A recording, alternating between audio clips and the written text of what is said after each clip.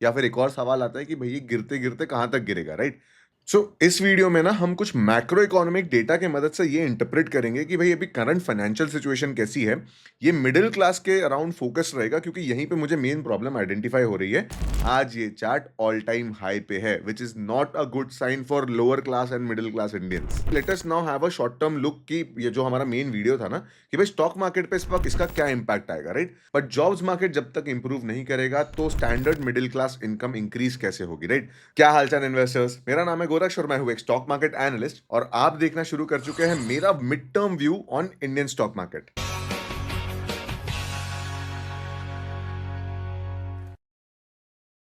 So as you all are experiencing already stock market काफी ज्यादा volatile है और आपका पोर्टफोलियो काफी हद तक के करेक्ट भी हो चुका होगा। निफ्टी जब इतना ज्यादा क्रैश कर चुका है तो ऐसे में इन्वेस्टर्स को लगता है कि भाई अब आगे के चल के क्या होने वाला है, कब हमारा वो बुल रन रिज्यूम होगा जो पूरा 2024 में चला था, नेक्स्ट ऑल टाइम हाई कब बनेगा या नहीं बनेगा, या फिर एक और सवाल आता है कि भाई ये गिरते गिरते कहाँ तक गिरेगा, राइट?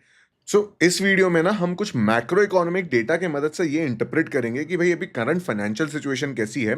ये मिडिल क्लास के अराउंड फोकस रहेगा क्योंकि यहीं पे मुझे मेन प्रॉब्लम आइडेंटिफाई हो रही है। एंड अगेन इसका स्टॉक मार्केट पे शॉर्ट टर्म, मीडियम टर्म और लॉन्ग टर्म में क्या इंप्लीकेशन होगा ये हम समझने की कोशिश करेंगे। चलिए, आप सबसे पहले द वायर के इस आर्टिकल को देखिए जो मैंने स्क्रीन पे शेयर किया है, ऑलराइट? इसका लिंक भी मैं डिस्क्रिप्शन में आपके साथ शेयर कर दूंगा। एज यू कैन सी कि यहाँ पे नेस्ले के जो सीएमडी है उनका ये कहना है कि भाई middle class of India is actually shrinking.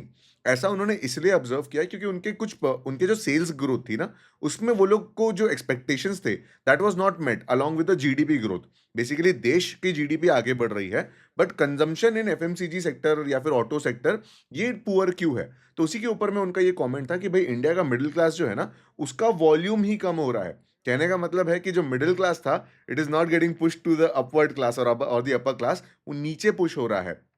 ये क्यों हो रहा है इसके ऊपर में भी हम डिस्कशन करेंगे। बट इसी के अराउंड में आप देखिए अगेन एशियन पेंट्स के जो सीईओ है, ठीक है, उनका भी ऐसा ही कुछ कहना था कि भाई the reason why the paint sale is not so aggressive in India because जो मिडिल क्लास है वो श्रिंक हो रहा है। They are not spending more, in fact they are not spending more on paints in this case, right? Although इस argument को बाद में मिस इंटरप्रिटेशन कह दिया गया था बट स्टिल इस क्वार्टरली रिजल्ट्स में अगेन इसको वापस से रेज अप किया गया है। आप एक और बार देख सकते हो मारुति के जो अगेन मारुति कंपनी के जो लीडर्स है ना they are also giving the और passing the same statement, alright? आप ऑटो सेल्स में भी बजाज ऑटो के केस में, हीरो मोटोकॉर्प के केस में भी ये चीज ऑब्जर्व कर सकते हो। The thing that is currently the pain point in India is की जो इंडियन मिडिल क्लास है they are not spending more. अब भाई ऐसा क्यों कर रहे हैं वो? उनके पास पैसे बचाने की आदत आ चुकी है क्या? इन्वेस्टिंग सीख चुके हैं क्या? या इन जनरल उनकी इनकम ही कम हो चुकी है? ये भी हमें देखना पड़ेगा। बट लेट अस सी कि उनके अगर इनकम में अगर कोई चेंज नहीं आया होगा तो देश की महंगाई का क्या सिनेरियो है। Let us move to that data now. मैं आपके पास में अभी जो नेक्स्ट डेटा शेयर कर रहा हूं that is the consumer price. ये देखिए सीपीआई डेटा है बेसिकली, राइट? देखिए ये कंज्यूमर प्राइस इंडाइसेस का डेटा है। ये आपको इंटरप्रेट करने में हेल्प करता है कि जो रेगुलर चीजें, हाउस होल्ड चीजें हैं, उनके दाम में कितना इंक्रीमेंट हुआ है, राइट? क्या उनका दाम बढ़ रहा है, कम हो रहा है? बेसिकली इन्फ्लेशन का एक मेट्रिक आप बोल सकते हो।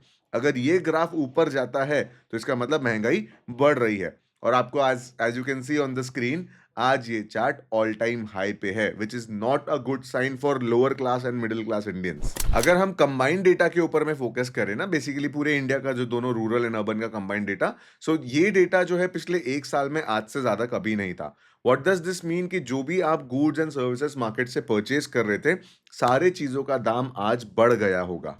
और उसी प्रपोर्शन में पता है लोगों की इनकम इंक्रीज नहीं हुई है। ये मैं ऐसा क्यों बोल रहा हूं जब जीडीपी इंक्रीज हो रही है? एक्चुअल जो मेन इनकम ग्रोथ देखने मिली है ना वो अपर क्लास में ही देखने मिली है। मतलब देश का जीडीपी ग्रो तो कर रहा है but it is not on the shoulders of middle class और लोअर क्लास। इसका main realisation it is happening on the shoulders of middle class and lower class, but इसका मेन रियलाइजेशन जो है वो अपर क्लास इंडियंस जो कि top कुछ percentage में ही आते हैं, सिंगल डिजिट परसेंटेज में आते हैं, उनकी वेल्थ में ही रिफ्लेक्ट कर रहा है। हेंस एसेट ओन करना बहुत ज्यादा जरूरी है। जितने भी लोगों के पास में एसेट्स है they are doing better because asset appreciation कहीं ना कहीं हुआ है। बट जितने भी लोग हैंड टू माउथ जी रहे हैं very difficult for them, this economy is very difficult for them because भाई ऑलरेडी चीजें इतनी महंगी है। जॉब्स का डेटा आप ऑलरेडी देख रहे हो, इंडिया में जॉब मार्केट बहुत कोई बूम नहीं कर रहा है। तो ऑलरेडी कोई बेरोजगार है और उस पर भी महंगाई बढ़ रही है। Obviously this is a clear problem for Indian middle class, right? तो लॉन्ग स्टोरी शॉर्ट, इन्फ्लेशन बहुत ज्यादा है इंडिया में और उसके वजह से जो मिडिल क्लास की स्पेंडिंग पावर है वो कम हो चुकी है।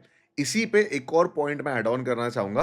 आप मेरे स्क्रीन पे अब जो डेटा देख रहे हो, ये है इंटरेस्ट रेट का डेटा। बेसिकली एक मिडिल क्लास को चीज़ें खरीदने में अगर दिक्कत हो रही है, तो वो जाएगा एक बैंक की तरफ या फिर कोई लेंडर की तरफ और बोलेगा कि भैया मुझे लोन दे दो।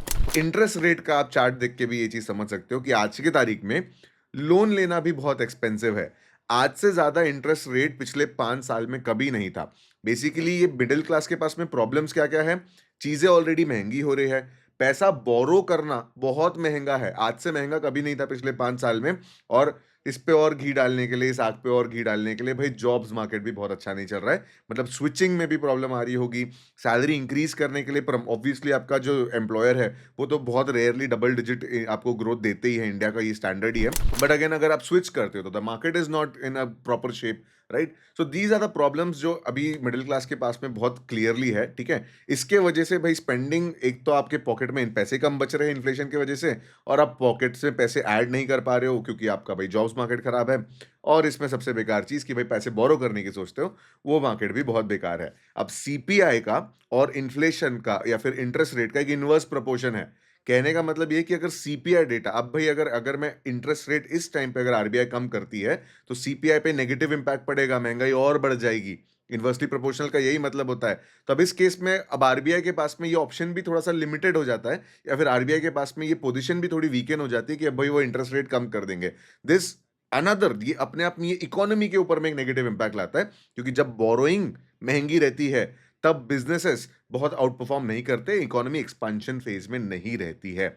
जब बोरोइंग सस्ती होती है, मतलब जब रेपो रेट कम हो जाएगा, तो लोन सस्ते हो जाएँगे। तो लोग लोन लेने से पहले डरेंगे नहीं, सोचेंगे नहीं, two wheeler loan, car loan, in fact in this case home loan, या फिर कोई भी बिज़नेस वाले लोग भी होते हैं, वो भी अपने बिज़नेस लोन्स जो है, वो तब लेना प्रेफ़र करेंगे जब इंटरेस्ट रेट कम होगा। इंटरेस्ट रेट कम कर देंगे तो इन्फ्लेशन बढ़ जाएगा। And now you can clearly see what the problem is, right? कि basically the solution to this problem is actually a macroeconomic solution, जिसके ऊपर में हम बात करेंगे। But as far as this segment is clear, I hope आपको economy में क्या चैलेंज है ये समझ रहा होगा। खर्चा करने के लिए पैसा नहीं है, कमाई कम है ऑलरेडी, और बोरो करना भी महंगा है। ये जो प्राइमरी फैक्टर है ना, ये चीज़ को कोई पॉलिटिकल लीडर या फिर कोई नेता या फिर कोई आपका कोई कोई भी ऐसा एक एक इंसान आपको इससे बाहर नहीं निकाल सकता है। ये एक इकोनॉमिक प्रॉब्लम है। यहाँ पे the most important person to look up to will be the RBI governor, या फिर हमारे जो इकोनॉमी फाइनेंस मिनिस्ट्री इस केस में ज़्यादा रोल निभाएगी, ठीक है? As far as this stage is concerned, neither investors are happy, neither middle class is happy, neither employees are happy. So India is not, ये हमारे इकोनॉमी का एकदम गोल्डन पीरियड तो बिल्कुल नहीं चल रहा है। स्पेसिफिकली जो पिछले 1-2 महीने रहे हैं, और आने वाले कुछ महीने भी ऐसे ही रहेंगे। We'll discuss the solutions in the next segment. Before we get into the solutions कि भाई ये इकोनॉमी ठीक कब होगी, let us now have a short term look कि ये जो हमारा मेन वीडियो था ना, कि भाई स्टॉक मार्केट पे इस वक्त इसका क्या इम्पैक्ट आएगा, राइट? तो अब मैं सबसे पहले स्टॉक मार्केट का जो हमारा मेजर इंडेक्स है, निफ्टी के चार्ट को मैं यहाँ पे खोल देता हूँ। देखिए, कुछ-कुछ सेक्टर्स होते हैं जो मिडिल क्लास के स्पेंडिंग पे डायरेक्टली डिपेंडेंट होते हैं, जैसे कि एफएमसीजी सेक्टर हो गया, ऑटो में पैसेंजर व्हीकल सेगमेंट हो गया, राइट? जो टू व्हीलर्स होते हैं और कार्स होते हैं ना, ये हम लोग ही हमारे लिए ही बनते हैं। एंड देन आपका पेंट सेगमेंट हो गया। ऐसी सारी चीज़ें जहाँ पे डायरेक्टली आपके पैसे से उस कंपनी का रेवेन्यू बनता है ना, ये सारे सेगमेंट में अभी स्लो डाउन हो चुका रहेगा, और आने वाले समय में भी थोड़ा देर स्लो डाउन रहेगा ही, ठीक है? तो इन कुछ सेक्टर्स पे आप एकदम इमीडिएटली बुलिश हो नहीं सकते हो। निफ्टी का आउटलुक भी हम देख लेते हैं भाई इस स्टेज पे कैसा दिख रहा है। ये देखिए, ये है निफ्टी 50 का चार्ट। ये निफ्टी 50 के चार्ट में आपको दिख रहा है कि हम लोग क्लियरली एक डाउन ट्रेंड में है। एज़ ऑफ टुडे अगर हम देखें तो 23,200 is a very important support, but if this support is broken if this support is broken, then there is nothing stopping nifty to go down till 22,000 and 21,800 के levels। जी हाँ, I know कि ये बहुत दुखेगा, और हमारे पोर्टफोलियो में काफी ज्यादा एकदम लाली छा जाएगी। बट अब क्या कर सकते हैं, राइट? इकोनॉमी, स्टॉक मार्केट या फिर निफ्टी जो है ना, इट्स एन इम्प्लीकेशन और एन इंडेक्स जो इकोनॉमी का परफॉर्मेंस दिखाता है।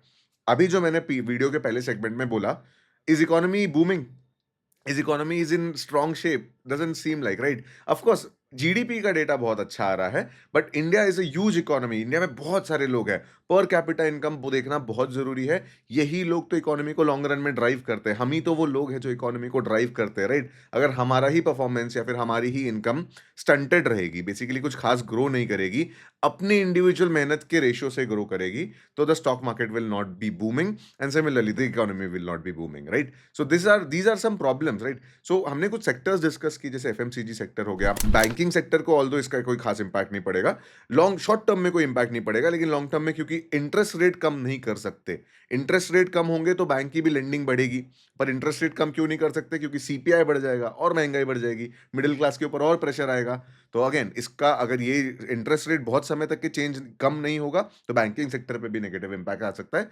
Currently FMCG sector, auto sector and आपका जो पेंट सेक्टर है, राइट, ये तीन सेक्टर्स को डायरेक्टली इनका पहले तो एक इंपैक्ट देखने मिलेगा, जो कि लास्ट वीक के परफॉर्मेंस में भी आपने देखना होगा। ये तीनों सेक्टर्स पे काफी ज्यादा करेक्शन आया था। लास्ट एंटायर मंथ में ये तीनों सेक्टर्स ने काफी करेक्शन बेयर किया है। इसी के साथ में ना मैं आपको एक और इंटरेस्टिंग डेटा दिखाता हूं, ठीक है? इसके बाद में हमारा एटलीस्ट मार्केट आउटलुक थोड़ा क्लियर हो जाएगा, राइट? आज के तारीख में आप देख सकते हो निफ्टी का पीई इज 21.9, राइट? ये लगभग 22 का पीई है। और what was the last support और what is a good level for Nifty का पीई? 20 के अराउंड माना जाता है, ठीक है? अगर निफ्टी 20 के पीई पे आता है ना, तो as you can see P क्या होता है? Basically stock price appreciation compare to the total earning. So Nifty 50 के total earning per share, Nifty 50 के टॉप जो 50 हमारे जो शेयर्स है, इनके जो टोटल अभी रिजल्ट्स आए हैं, इनका अर्निंग पर शेयर निकालेंगे और निफ्टी के प्राइस से जब डिवाइड करेंगे तो निफ्टी का पी रेशियो मिलेगा। अब निफ्टी के पी रेशियो पे एज यू कैन सी, अब देखो क्लियरली जब सितंबर एंड पे फॉल आया था, दिस वाज हाईली प्रेडिक्टेबल, ठीक है? क्योंकि भाई देखो मार्केट ओवर वैल्यूड है, चीजें ऑलरेडी इतनी महंगी हो चुकी थी, मार्केट्स भी, स्टॉक्स भी इतने महंगे हो चुके थे, तो क्यों नहीं गिरेंगे, right? As of today Indian market is fairly valued, तो चिंता की बात नहीं है।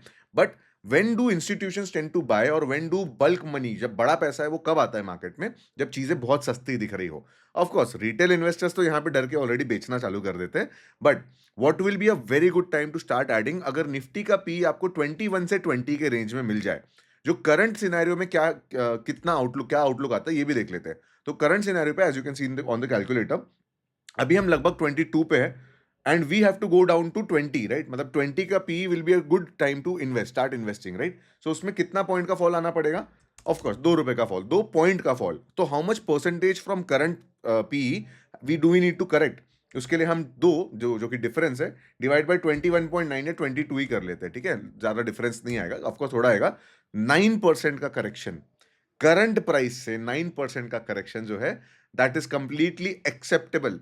तब जाके निफ्टी वापस इन्वेस्टेबल बनेगा। ये चीज बहुत, मतलब ऑफ कोर्स अगर मैं यहाँ पे बोलता हूँ कि 9% और मार्केट गिरेगा, तो not a lot of you will take it in a positive way.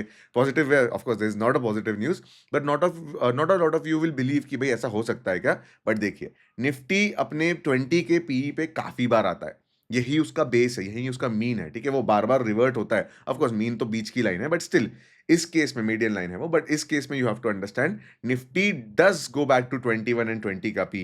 So is there a potential of correction? Yes. Current market price से अगर हम 9% 8% का करेक्शन देखें, राइट, सो वो कितना आता है देखिए स्क्रीन पे, दिस इज 9% करेक्शन, 21,500। सो अब देखिए वैल्यूएशन के हिसाब से अगर आप देखोगे तो there is a lot of potential remaining in the market for correction. तो आपको बेसिकली देखो, लेकिन अल्टीमेटली आपने हर इस चार्ट में एक और चीज क्या देखी, निफ्टी वापस ऊपर भी जाता है, right? As an investor what your job is to be कि भाई जब निफ्टी का पी नीचे लेवल पे आता है ना, तब मैं इन्वेस्टिंग ज्यादा अमाउंट में करूं, ठीक है? जो एसआईपी वाले लोग होते हैं, ऑफ कोर्स आप तो अपनी एसआईपी ये करने का बहुत अच्छा समय है। जितने लोगों ने एसआईपी ऊपर ऊपर के लेवल पे की थी, आपको टाइम लगेगा, ठीक है? एंड इन जनरल एक चीज समझो, मैं आपको यहाँ पे निफ्टी का मंथली कैंडलस्टिक चार्ट दिखाना चाहूंगा, ठीक है? अब ऑफ कोर्स इसमें लाइंस काफी ज्यादा दिखेगी, I will try to hide these, okay? Hold on. Alright, अब देखिए ये मंथली चार्ट आप देख रहे हो, एक एक कैंडल एक एक महीना दिखाती है। तो when ever you observe a very big correction, आप देख रहे हैं 2 महीने बड़ी बड़ी रेड कैंडल बनी थी, तो अगले ही महीने नया ब्रेकआउट नहीं आया था। In fact it took how many days, how many more days to create a new high? 7 more months। So time तो लगेगा, राइट? अगेन आप देखिए यहाँ पे भी जब निफ्टी इतना धीरे धीरे गिरा था, राइट, तो did the previous high was broken in just 1 month? No, it again took some time. Similarly covid के बाद में जो इतना बड़ा रेड कैंडल बना था, कितने महीने लगे to reach back to create a new high? Again 7 months it took, right? अभी देखिए अभी हम लोग ये मंथली रेड कैंडल के फेज में है, तो यहां से कुछ दिन आराम से आप सोच के चलिए कि निफ्टी को न्यू हाई बनाने में समय लगेगा। न्यू हाई के बाद में भी एक फुल बुलिश रैली एक्सपेक्ट करना in this economic position is not advisable. Alright, I hope ये चीज आपको क्लियर हो कि भाई मार्केट का व्यू कैसा है। बुल रन में आप लोगों ने अच्छे पैसे छाप लिए होंगे तो congratulation on that, but this is the real market. 50 to 60% of the time market ऐसे ही साइडवेज रहता है, तो यहाँ पे ट्रेडिंग कैसे करना है, that is the most important part. यहीं पे मैं आपको अपने 6 चेक कोर्स के बारे में बताना चाहूंगा। इस कोर्स में हम स्टॉक्स को परफेक्ट एंट्री कैसे लेना है, कौन से स्टॉक को किस प्राइस पे बाय करना है, ये कैलकुलेशंस भी सीखते हैं, ठीक है? मैं इस कोर्स के बारे में आपको बता देता हूँ। इस कोर्स में हम 6 डिफरेंट एनालिसिस करते हैं। उन 6 में से अगर किसी स्टॉक का स्कोर 4 या उससे ऊपर आता है, तो हम उसे परचेज़ करते हैं, अदरवाइज़ हम उसे अवॉइड करते हैं। तो 6 चेक कोर्स आपको आने वाले समय में अंडर वैल्यूड स्टॉक्स बाय करने का प्राइस भी कैलकुलेट करने में हेल्प करेगा। So definitely consider it. वैसे तो ये कोर्स 2500 का है, बट यूज़ कीजिए coupon code LEARN and you will get instant 500 rupees off. Do check it out, link is in the description. So finally let us discuss a solution कि भाई कौन सी चीज़ होने के बाद में ये सारी जो इतनी नेगेटिव चीज़ें मैंने वो आपको बताई है या फिर इनफैक्ट इकोनॉमिक एनालिसिस करके बताया, जो नेगेटिव इंटरप्रिटेशन हुआ है ऑफ कोर्स। तो ऐसे सिनेरियो में क्या ऐसा होगा कि भाई अब स्टॉक मार्केट वापस से ऊपर जाना चालू हो जाए? देखिए, इकोनॉमी को सबसे पहले तो स्टेबलाइज़ होना पड़ेगा। आप खुद रियलाइज़ करोगे कि as a middle class person, आप जैसे मेरे जैसे लोग को पता चल जाता है कि हमारे बैंक में कितने पैसे हैं। इफ वी आर फीलिंग कि हमारे पास पैसे आ चुके हैं, वी विल एक्चुअली रियलाइज़ कि economy is starting to do better. Alright? So what are the metrics that we will track? देखो, सबसे पहले तो सीपीआई को पहले नीचे आना पड़ेगा, इन्फ्लेशन को पहले नीचे आना पड़ेगा। अब वो कैसे नीचे आएगी? उसके लिए रॉ मटेरियल कॉस्ट, जो भी मैन्युफैक्चरिंग कंपनीज है, जो ये नेस्ले एंड ऑल हो गया, राइट? इन सारे कंपनीज का जो रॉ मटेरियल कॉस्ट है, ये लोग जैसे पाम ऑयल यूज करते हैं, right? Of course not a good thing, but ये लोग जो रॉ मटेरियल में इनका पाम ऑयल आता है, कोई कोई केसेस में क्रूड ऑयल आता है, लॉजिस्टिक्स का जिनको खर्चा आता है। तो इन सारे सिनेरियो में what will be the step कि भाई पहले तो रॉ मटेरियल का कॉस्ट जब नीचे आएगा, तब जाके कंपनी का मार्जिन भी इंप्रूव होगा एंड इवेंचुअली आप ये कह सकते हो कि भाई सीपीआई जो है, इन्फ्लेशन जो है, वो नीचे आएगा। This will now be followed with, मतलब इसके बाद में हम ऐसा एक्सपेक्ट कर सकते हैं कि RBI reduces the repo rate, जिससे इकोनॉमी में लिक्विडिटी बढ़ेगी। Borrowing and lending of money के जब हैंडशेक ज्यादा होंगे ना, तब इकोनॉमी में एक्चुअली काफी ज्यादा प्रॉफिट्स बुक करने मिलता है बिजनेस इंडिविजुअल्स को, right? And eventually of course listed companies को भी। एंड द थर्ड थिंग जो थोड़ा सा हमारे कंट्रोल के बाहर है, ये है जॉब्स मार्केट, ठीक है? अब जॉब मार्केट्स में देखो, I am not the best person to comment on ये मार्केट, सच में लाइक एनालिसिस करना इसका काफी चैलेंजिंग होता है, ऑलराइट? एंड मेरा एक्सपीरियंस इस डोमेन में काफी कम है। बट जॉब्स मार्केट जब तक इंप्रूव नहीं करेगा, तो standard middle class income increase कैसे होगी, राइट? जॉब्स बढ़ेंगे तभी तो आप लोग को लाइक स्विच करने मिलेगा, और फिर आपकी पुरानी जॉब पे कोई रेगुलर फ्रेशर आके काम कर पाएगा, राइट? ये बेसिकली काफी कॉम्प्लिकेटेड सिनेरियो होता है, ठीक है? इस पे से कोई भी चीज अगले महीने में सॉल्व नहीं होने वाली है। It will take a longer time, जैसा आपने निफ्टी के चार्ट पे भी देखा। और ऑफ कोर्स निफ्टी का वैल्यूएशन भी आपको यही बताता है। एकदम से कैसे इकोनॉमी बूस्ट कर लेगी ना, जब इतने बड़े हम स्लंप में हैं, राइट? सो ये साइकोलॉजिकली आपको प्रिपेयर कर देता है कि भाई इन्वेस्टमेंट डिसीजन यहाँ पे लेना थोड़ा सा मतलब कैलकुलेटेड होना चाहिए, ऑलराइट? ओवर वैल्यूड चीजों को खरीदना, ठीक है? काफी सारे लोगों ने आईआरएफसी जैसे स्टॉक्स थे, टाटा मोटर्स जैसे स्टॉक्स थे, बहुत ऊपर ऊपर खरीद के ले लिए, राइट? स्टॉक्स बुरे नहीं है। वैल्यूएशन एनालिसिस या फिर वैल्यूएशन जो खरीदा था आपने, दैट वाज नॉट गुड। अभी भी जो लोग ओवर वैल्यूड स्टॉक्स में बैठे हुए हैं ना, उनके लिए इस दुख का समय तो और थोड़ा प्रोलॉन्ग्ड रहेगा, right? These are the times जहां पे एकदम जो पागल जैसे भागे हुए स्टॉक्स थे ना, वो एकदम पागल जैसे नीचे भी आ जाते हैं, ठीक है? सो ये चीज को आप ध्यान में रखिए कि इकोनॉमी अभी कुछ समय के लिए थोड़ी साइडवेज रहने वाली है, ऑलराइट? अब जैन महीने में जैसे ट्रंप आ जाएंगे, तो वो अपने ऑफिस में कुछ नया काम करेगा, तो हो सकता है ऐसा कुछ इंपैक्ट हो, पॉजिटिव नेगेटिव जैन में पता चलेगा। फिर फेब में again India will announce a budget, अभी महाराष्ट्र इलेक्शंस है। तो ये सारी कुछ चीजें जो है वो मार्केट को वॉलेटाइल जरूर रखेगी, but ultimately when can we be bullish? When the market resumes and creates a new all time high. मैंने एक इंपॉर्टेंट प्राइस बैंड लेवल भी निफ्टी पे शेयर किया था, that is 25,200। As an when we see a closing about 25,200, we can then assume कि चलो भाई market में जो बेरिश नेचर है वो खत्म हो चुका है। As of today there is no positive sentiment in the market जो आपको लाइक मार्केट को ऑल टाइम हाई पे लेके जाएगा। सो विद दैट सेड, आप लोग को आई होप कि व्यू आउटलुक पता चला होगा, मिडिल क्लास की थोड़ी सी चैलेंजेस आपको पता चले होंगे। एंड ऑफ कोर्स इसका कोई क्लियर सोल्यूशन या फिर कोई शॉर्ट टर्म हैक नहीं है जो कल के कल इसे ठीक कर देगा। So you are now psychologically prepared, alright? 6 tech analysis course का लिंक डिस्क्रिप्शन से पिकअप कर लेना। It has amazing feedback. अब आपको बहुत जरूरत पड़ेगी इस एनालिसिस को सीखने की। आई होप आपको ये वीडियो पसंद आया होगा, and I will see you in the next one.